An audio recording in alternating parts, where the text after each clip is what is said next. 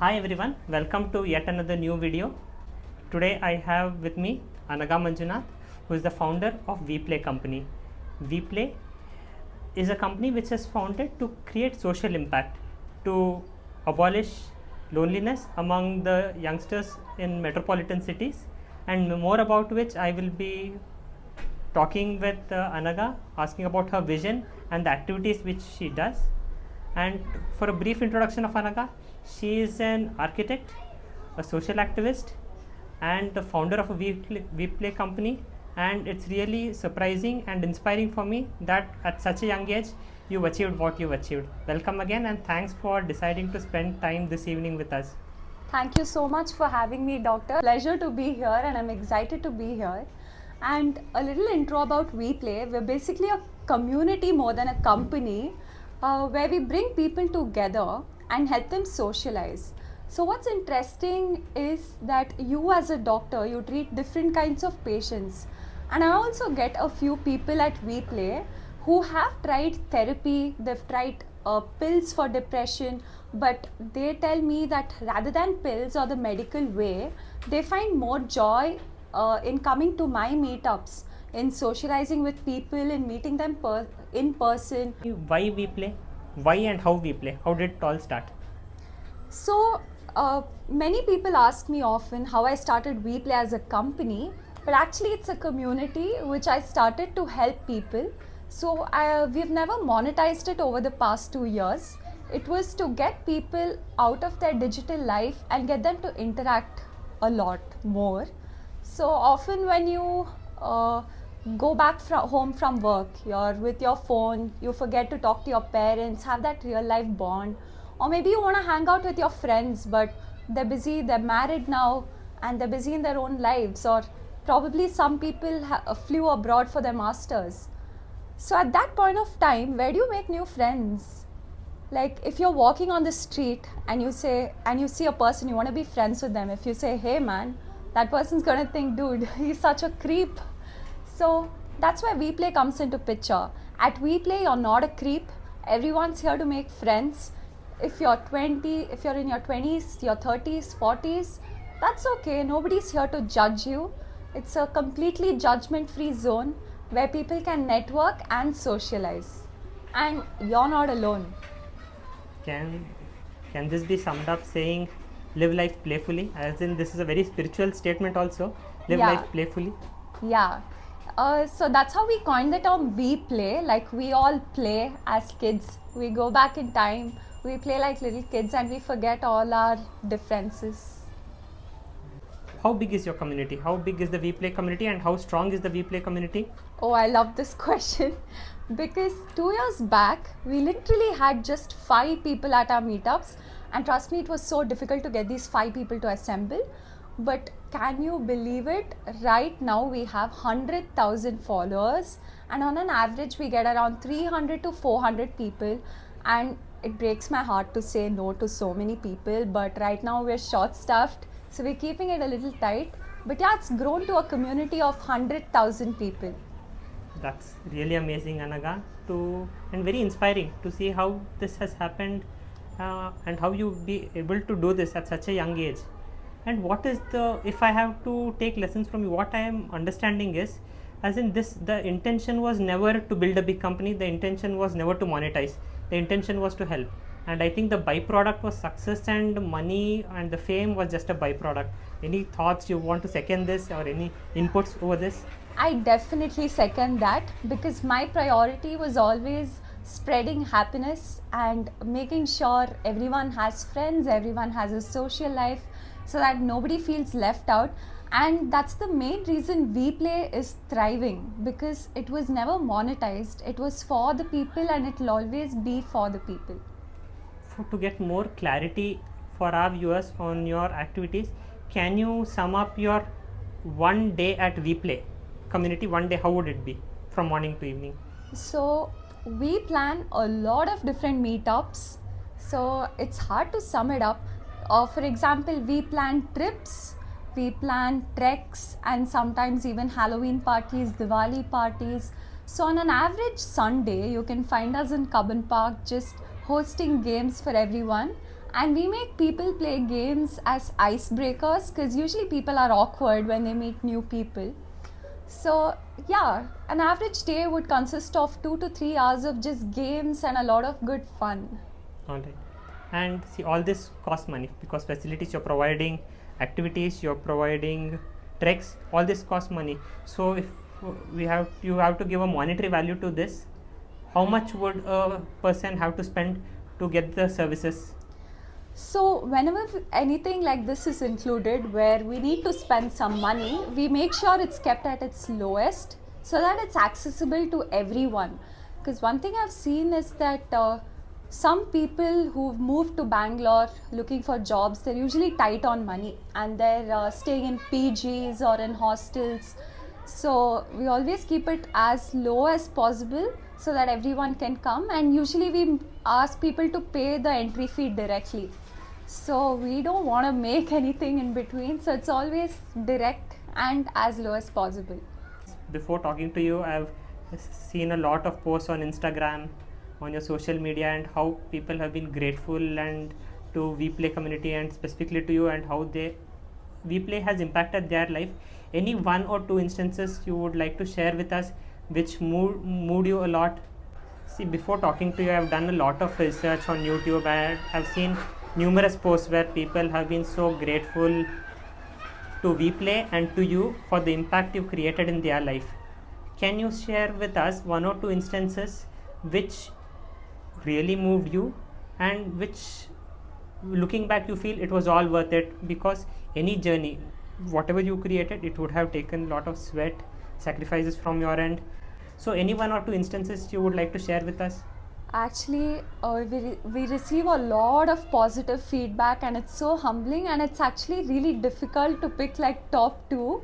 But at the top of my head, there was this instance where this single father who joined us, he was 35 years old with a daughter who's 8 years old, and he was going through his divorce, and it was really hard for him to come to our meetups as a 35-year-old guy.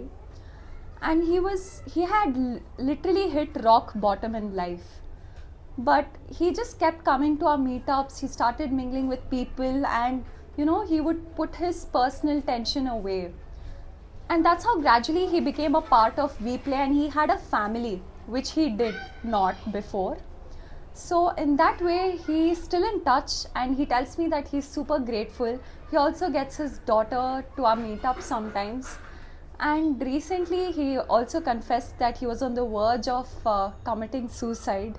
But since he was always surrounded by WePlay community, the family, it just motivated him to stay alive for himself, for his daughter, which was very moving and very touching. Because as founders, we're so busy in making sure everyone has a good time that we don't have this one-on-one communication of how it's impacted their life unless they come and tell us. So this was one instance. And another instance was this Muslim college boy who came to Bangalore. And as you know, there's this Hindu-Muslim riot in Bangalore where some people are partial towards them. So he had this riff with his hostel warden where he went to hostel late and he was not allowed to go to his room. So where does this poor boy stay? I mean, he's new to Bangalore. He doesn't have any relatives here. But of course, he had made friends at WePlay. He had his bros, his WePlay brothers. So one of them let him stay at their place. So that's the kind of family you can build here in WePlay. Very heartwarming to listen to these two instances. And one more thing, I've heard most of your company, the workload is shouldered by the volunteers. So more about this itself speaks volumes of how much this company means to this community means to its participants. Can you tell me more about the volunteers, and is it difficult to manage these volunteers? Do you manage it all, or it's automated? You know what, to be honest, WePlay is what it is today because of volunteers, and I have a strong web of volunteers. They're all such warm and loving people. They go out of their way to do so much for WePlay. And they do what they do because they know what WePlay has given them. It's given them family, it's given them that warmth and love, and they want to give back to society. So all these guys, they're different guys. Some of them are like really successful in what they do. Like we have one crypto guy, a doctor, a lawyer. They're all doing amazing at their jobs. But after their 9 to 5 jobs, they want to do something for WePlay. Right. They want to plan the meetups, and I don't have to manage them. I don't micromanage anyone. They're like really good friends. We're all on the same level. We talk to each other, plan things out, and I feel much stronger with them around actually. I feel very supported with my volunteers. Yeah. And as WePlay is growing, we know it. What is your vision for WePlay? You have a vision, as in, do you see it?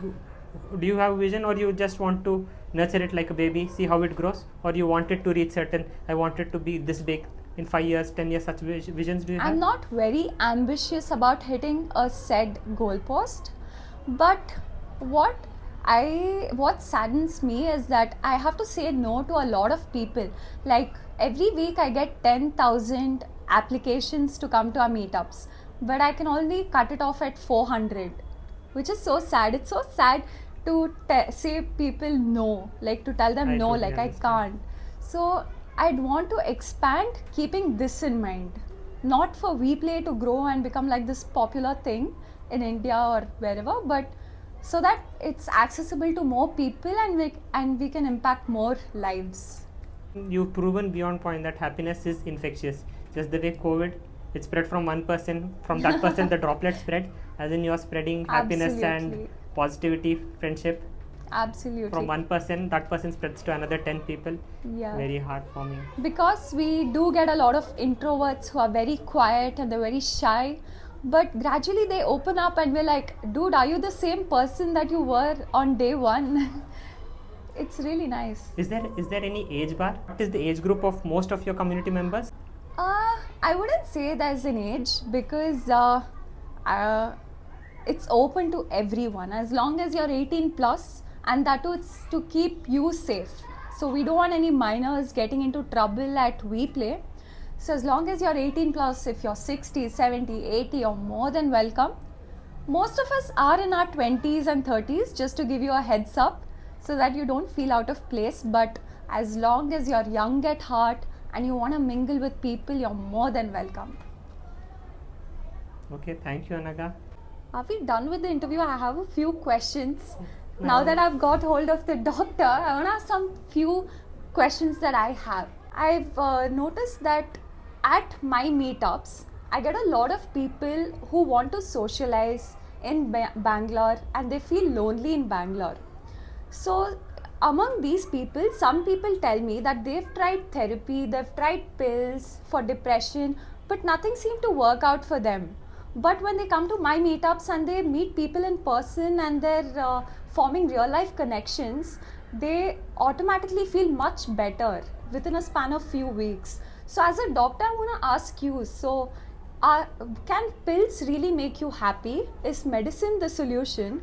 Or do you think laughter is the real solution? Human connections are the real solution? This is something that I've been pondering over and I would love to know. See, to answer it, this is an elaborate, a question which requires a very elaborate answer. But to answer it scientifically, body is a play of chemicals. Happiness is how we describe this in psychiatry. Yes, body is a play of chemicals. Happiness is a chemical. Sadness is a chemical. Anger is a chemical. Remorse is a chemical. Everything is a play of chemical.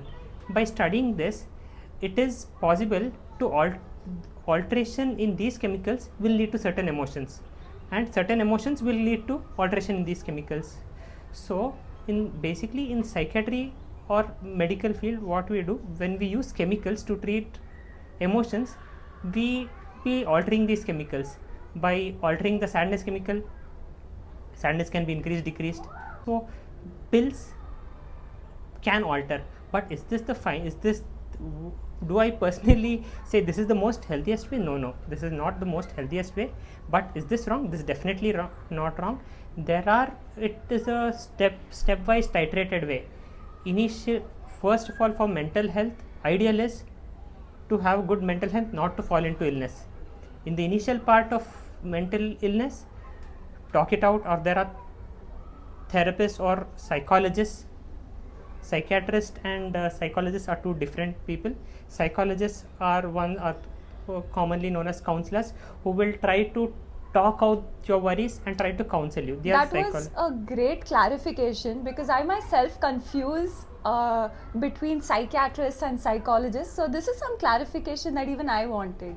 Psychologists are the people who would have done MSc psychology, and they do counseling. They don't treat you with medications. When things are not getting treated with this, then a help of a psychiatrist is required. Psychiatrists most of the times try to treat the problem, alter the chemicals with medications. So doctor, would you say like all these people, should they first try pills or medical ways to cure their depression, or do you think they should first try meeting people and exercising and yoga? What would you suggest as a doctor? See, just the way this question is arising out of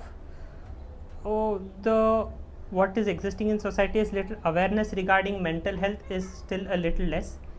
For example, mild cough and cold, body ache can be done with home remedies. Ideally, we should have the best way is have a healthy lifestyle, don't fall ill. Suppose mild illness, get home remedies.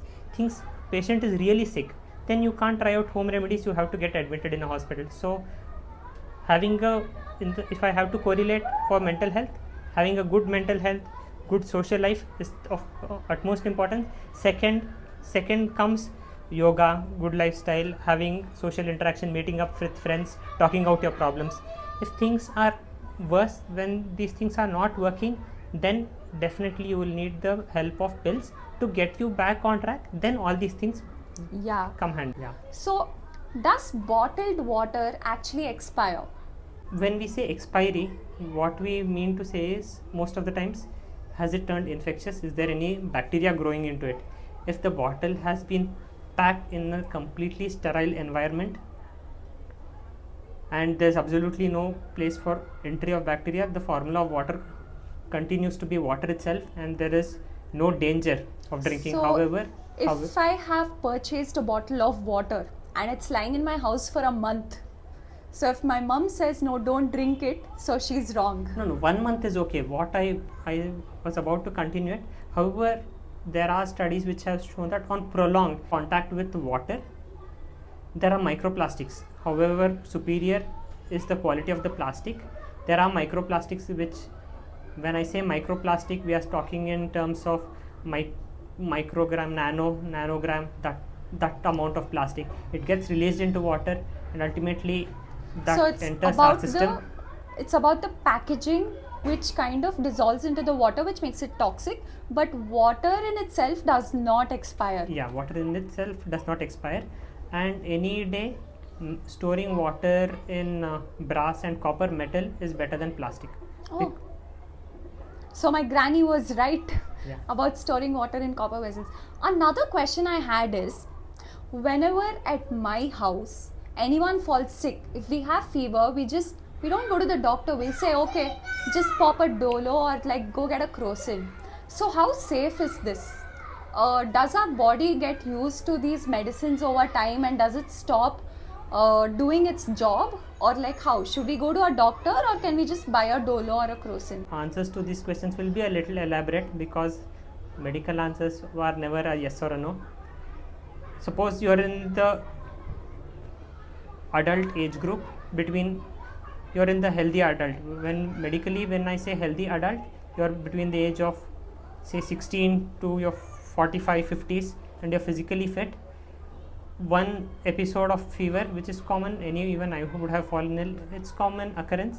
You need not run to a doctor, just home remedies, some rest, a tablet of Dolo can solve the problem. However, in extremes of age, young children, don't ignore, take a doctor consultation. Elderly, don't ignore a fever. Age itself is a risk factor.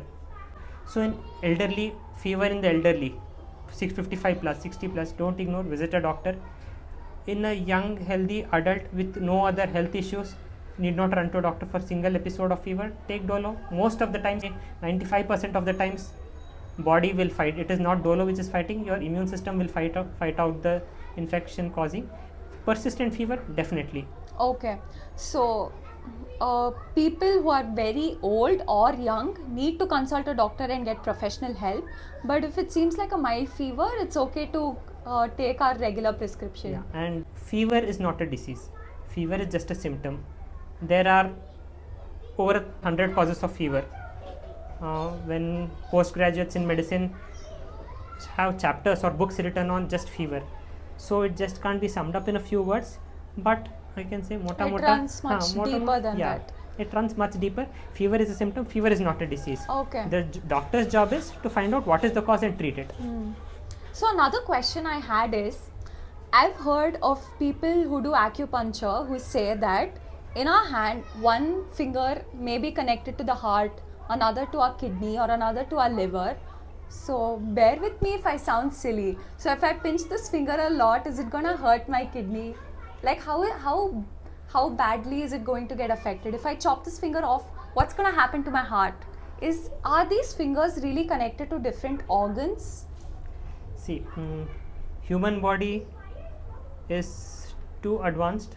The creation has made it that way, and our understanding where the human mind stands and where medical science stands right now of understanding the human body is just a drop in the ocean. And whatever systems of medicine we describe now, right now I am an allopathic doctor, so my understanding of the human body is restricted to what the allopathic system of medicine describes. Does the allopathy system of medicine represent that one point represents the heart, one point represents? No, our allopathy does not describe. So do I deny it? No, I do not deny it. I am open. This system of acupuncture has been existing since thousands of years. There are people who have been cured. So the answer to this would be I don't know. And there are people who are getting cured, and it's a completely different system of medicine. There are therapists, there are beneficiaries, so I am not the right person to comment on acupuncture. There are separate science by itself. I think they should be able to answer this. Okay, so doctor, even in medical education, say in a class, one person is not doing so well and he's not scoring marks that well. So is it scary to get operated by such a doctor? Should we be wary? Marks in medical school do not translate into the competencies or the popularity of a doctor among patients. Medical knowledge is truly important in understanding, but I would just like to sum it up saying marks and a doctor's competency are totally unrelated. You can have any combination, as in great marks or not so good at the other end, or you can be marks not that great but he can be extra. So they are totally two unrelated things. But what is the importance of marks? To earn your degree, you need to score above a certain cutoff of marks to earn your degree. I think that answered most of my questions. So if we take any more time, I'll come up with more questions. So before that, let's wrap it up. Through this channel, I like to wish you all the very best, and definitely I would like to be a part of WePlay. And definitely, doctor, we should do a meetup and we should have a Q&A where people can ask you questions. Yeah, definitely we'll do that. Thanks again. It was a pleasure talking to you. Same here, doctor. Bye bye, guys.